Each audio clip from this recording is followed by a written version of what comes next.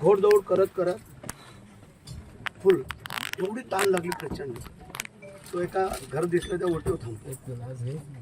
ती माऊली बाई एक कळशी घेतली, पोऱ्या घेतला आणि विहिरीवरनं कळशी भरून आणली.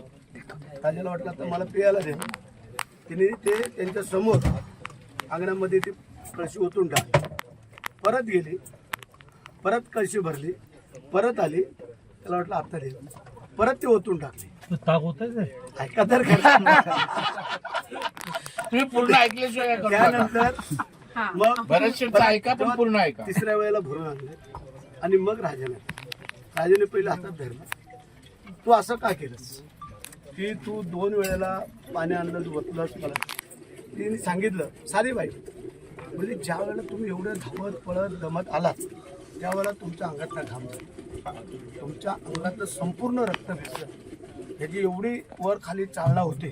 म्हणजे पाण्याचा एक घोट घेताना जर त्याचा काही इफेक्ट झाला तर तुम्ही जागेच. म्हणजे शास्त्र सांगते ते आम्ही सांगतो. म्हणून कधी ताईनं सांगितलं नाही कोणाला ताईनं. तिला आता ऐकल तर माझं ना ते.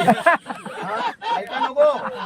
बरं 2 घागरी ओतल्या. नाही आम्ही काय केलं, त्या 2 घागरी त्यांच्या ओतायच्या ऐवजी आम्ही आधी पिऊन घेतलं, फुकट जायला नको. आलं का लक्षात? आम्ही त्याच्या पुढे आहे.